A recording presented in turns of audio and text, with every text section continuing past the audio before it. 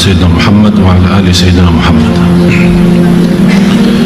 Kembali ayat tadi.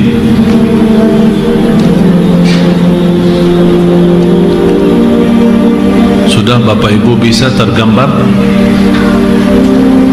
kira-kira apa yang akan terbongkar nanti di hari kiamat di hadapan Allah Subhanahu wa ta'ala. Mohon maaf kalau kita punya sesuatu terbongkar di hadapan manusia, kita malu.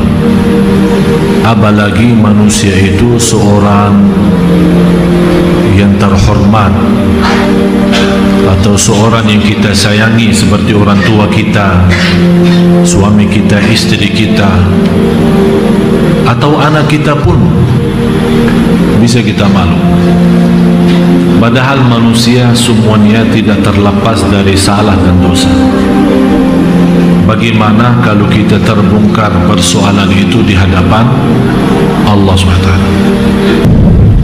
Ada para malaikat, ada para rasul, para nabi, dan miliaran manusia yang kita tidak tahu jumlahnya. Batas jumlah makhluk Allah kita tidak tahu. Dan yang lebih luar biasa, akan Allah taniakan kita di hadapan seluruh makhluknya.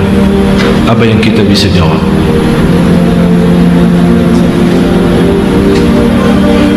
Sampai orang yang melihat berlaku keburukannya, berlaku salah, yang belum dia sempat taubat, belum sempat mohon ampun, belum sempat dia buka halaman baru sama Allah, di saat itu coba tawaddu law anna bainaha wa bainahu amadan ba'ida. Tolong dibacakan. Pada hari ketika tiap-tiap diri mendapati segala kebaikan dihadapkan di mukanya, begitu juga kejahatan yang telah dikerjakannya. Ia ingin kalau kiranya antara ia dengan hari itu ada masa yang jauh, dan Allah memperingatkan kamu terhadap diri siksanya. Dia harap di saat itu, kenapa terjadi hari kiamat? Semoga di antara saya dan hal yang saya sudah lakukan ada masa yang lebih jauh. Artinya dia mengharapkan dengan kata itu tidak bertemu lagi, tidak terbongkar. Oleh karena itu jamaah sekalian, saya menasihati ada satu hal sangat penting sekali untuk kita semua. Coba buka ayat surah 68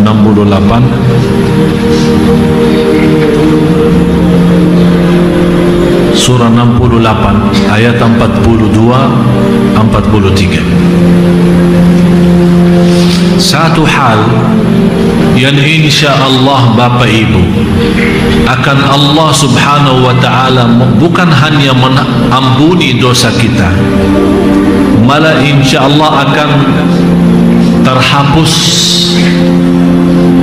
dari bekas-bekasnya dan tertulis di buku amal. Terhapus.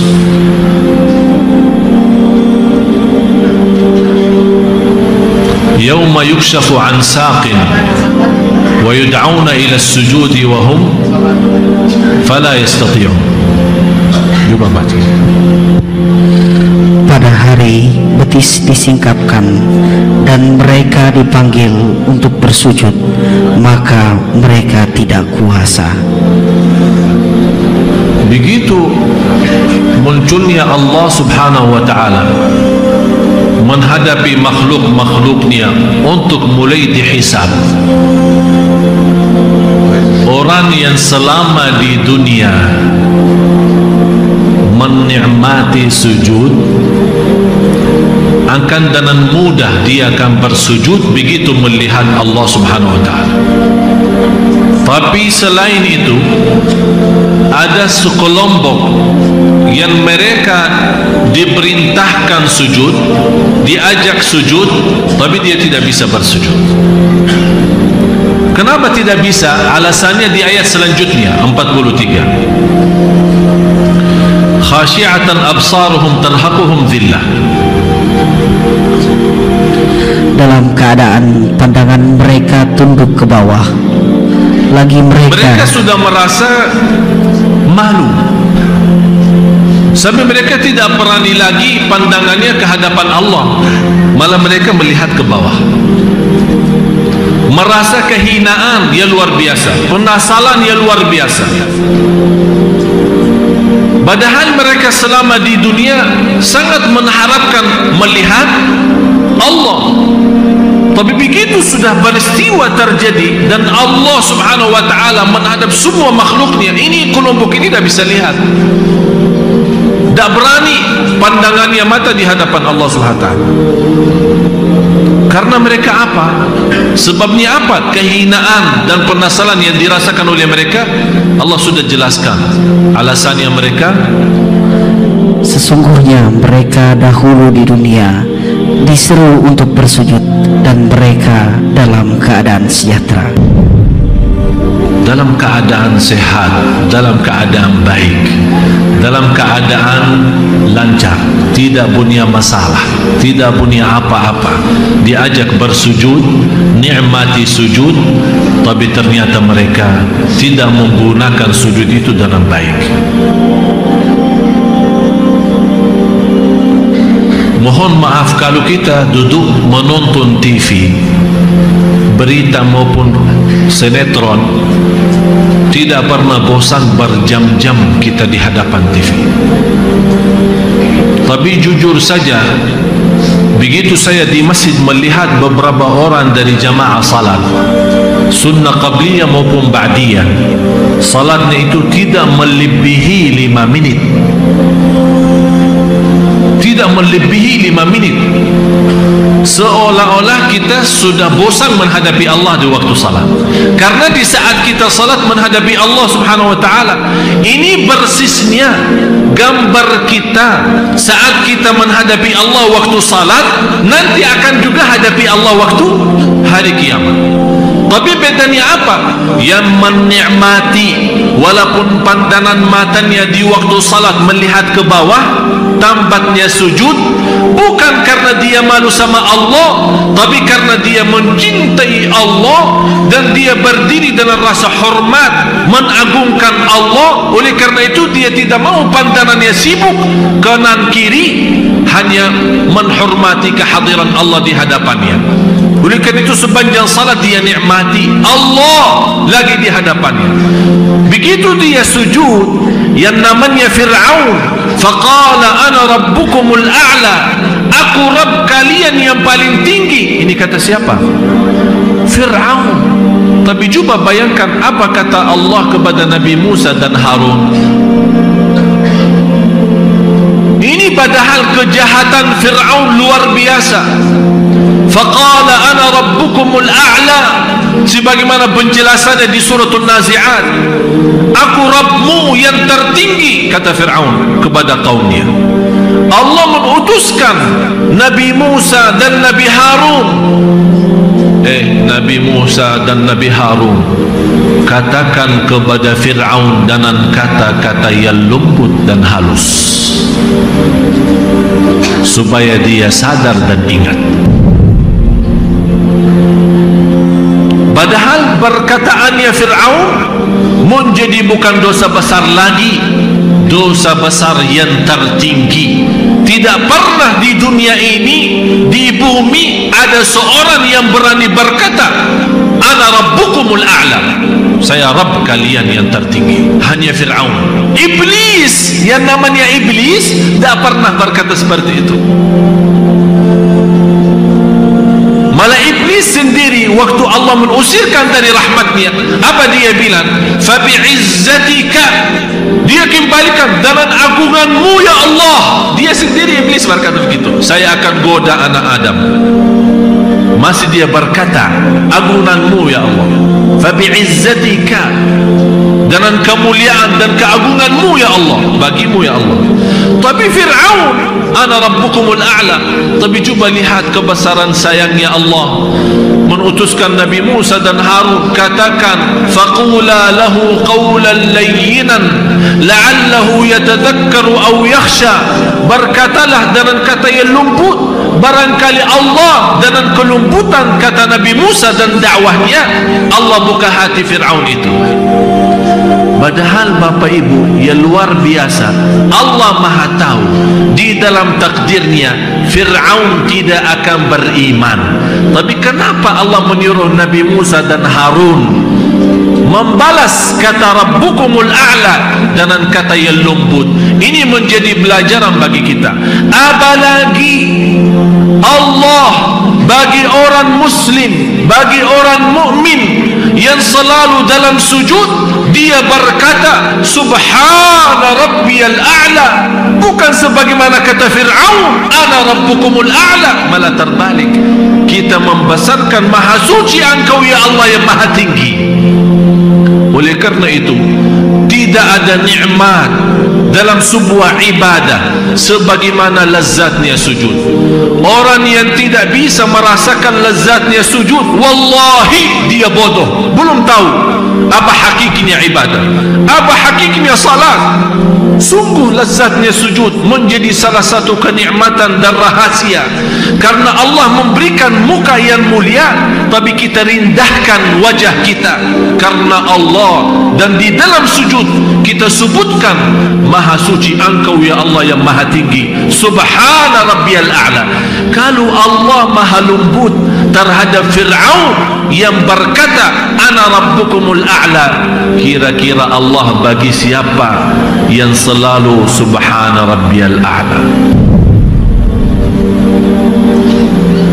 Oleh karena itu, salah satu jalan keluar dari semua kesulitan kesusahan di dunia ini maupun nanti di hari kiamat, sebagaimana ayat tadi surat Ali Imran ayat 30, supaya persoalan kita tidak terbongkar di hadapan Allah. Bapak Ibu, saya nasihati, nikmati sujud di dunia ini, nikmati sujud supaya kita bisa sujud di hadapan Allah hari kiamat. Kalau bisa nangis setiap sujudnya, jangan berhenti. Sebagaimana kata seorang wanita di zaman Nabi Musa, waktu Nabi Musa menceritakan ada ummah yang akan datang umurnya di antara 60 dan 70. Apa jawabannya seorang ibu itu? Saya akan habiskan 60-70 umurku itu untuk hanya bersujud karena Allah. 60 dia mau habiskan dalam sujud.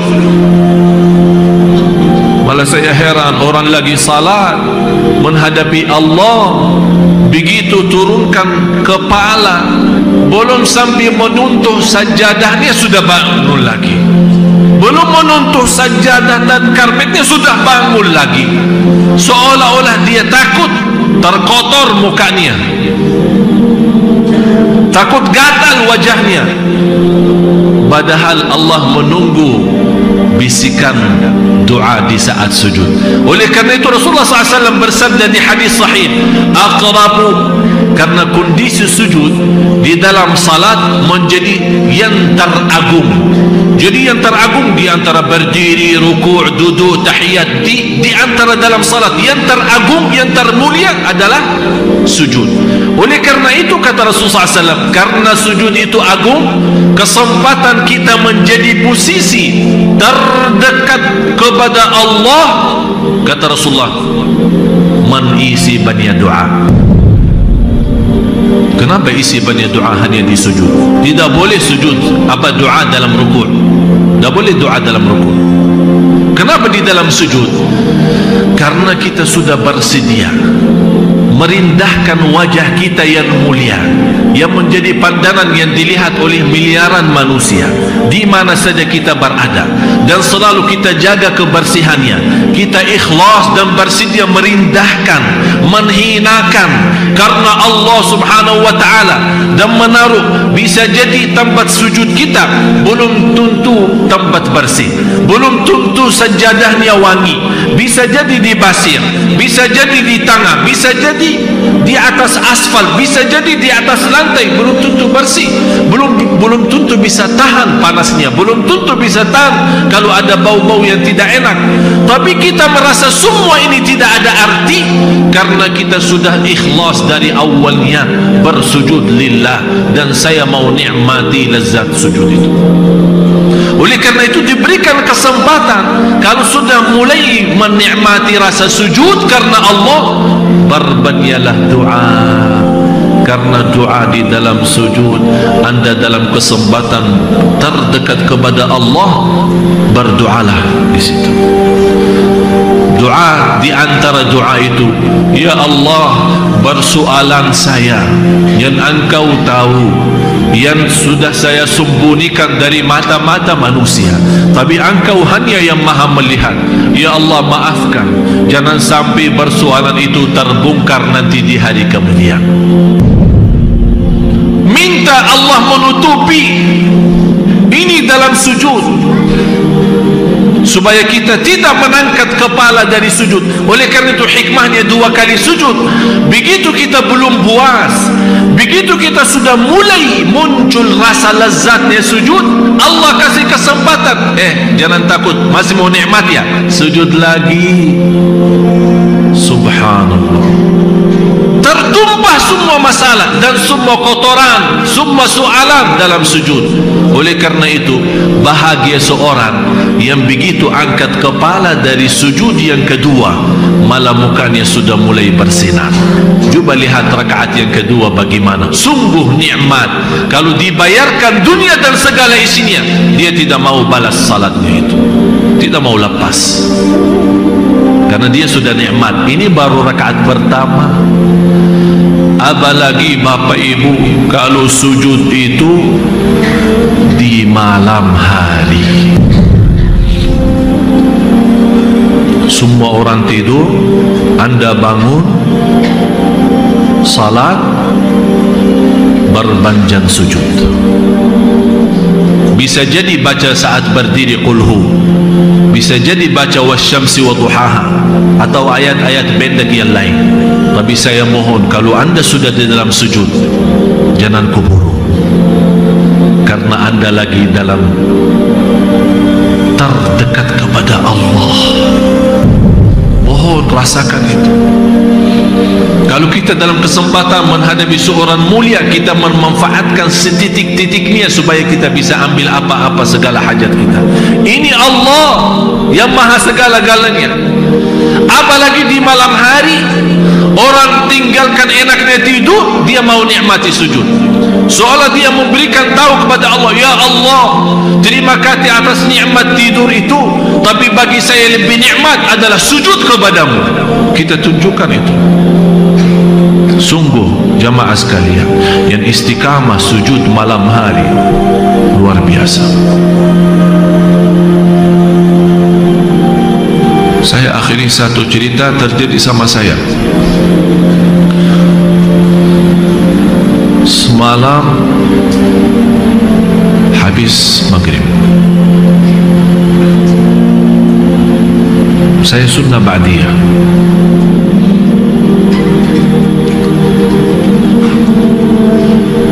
Tiba-tiba saat saya, karena saya sibuk bersiapan ceramah ciri-ciri hari kiamat, begitu saya di sunnah ba'diyah sujud, saya tidak merasa diri. Yang terbayang selama sujud hanya hari kiamat. Dan saya di saat itu merasa diri ini dari dalam sujud, merasa diri di hadapan Allah, dan Allah buka buku amal. Sungguh jamaah sekalian, kalau bukan kita menceritakan, menjadi pelajaran bagi bapa ibu, bukan karena saya takut ria atau apa, tapi sungguh sujud itu lazatnya luar biasa. Ternyata selama ini belum kita mampu menikmati sujud. Terasa hati tenang begitu salam dari salat, nikmat, sudah tidak mau keluar dari masjid lagi, sudah tidak mau berhenti salat lagi. Itu yang saya mohon dan harapkan bisa setiap sujud kita rasakan, bukan hanya sekali-kali. Setiap salat kita rasakan nikmat itu. Sungguh lebih nikmat jauh daripada kekayaan dunia, daripada kemuliaan dunia. Itu sujudnya luar biasa. Jangan sampai kita terjadi orang yang nanti di hadapan Allah diperintahkan sujud karena Allah malah tidak bisa sujud. Doa makbul dalam sujud. Dan pernah kita bahas di surat Az-Zumar, salah satu rahasia ilmu orang yang senantiasa bersujud kepada Allah, langsung transferannya ilmu dari Allah SWT. Mudah-mudahan Allah buka hati bapa ibu semua yang hadir supaya bisa menikmati sujud. Saya yakin anda kalau betul-betul berjuangkan, berusaha semaksimal mungkin nanti malam ini, nanti malam supaya hari Kamis, karena setiap hari Kamis terbuka amal kita, buku amal terbuka setiap hari Senin Kamis, dan Allah mengampuni semua yang terlihat bukunya kecuali dua orang yang saling marah dan saling tidak memaafkan, saling terputus silaturahimnya. Dalam kesempatan supaya nanti pagi hari saat terbuka amal kita, di antaranya tertulis oleh malaikat malamnya sudah lazat sujud. Itu yang saya harapkan. Jangan sampai terbuka buku amal kita besok pagi sudah tertulis sebelumnya malam ini ada tertulis sudah mendapatkan lazatnya sujud. Mudah-mudahan Allah kuatkan dan buka hati bapa ibu semua. Marilah kita sama-sama berdoa.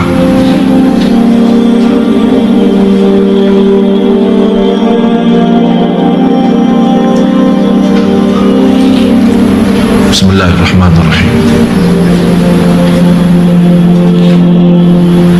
Alhamdulillahi Rabbil Alamin. Allahumma salli ala Sayyidina Muhammad wa ala ali Sayyidina Muhammad.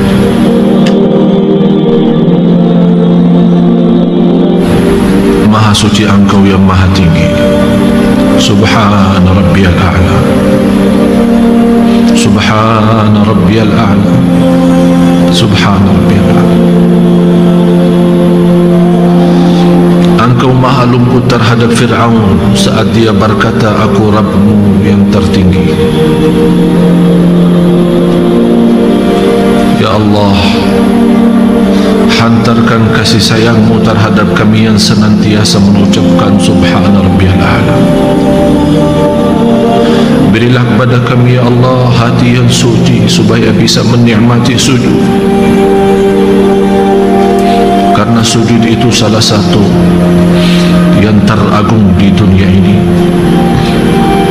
Ya Allah, muliakan kami dari nikmatnya sujud. Selamatkan wajah kami dari siksa neraka Jahannam dan nikmatnya sujud. Ya Allah, terimalah dan kabulkan segala hajat dan doa kami saat kami bersujud,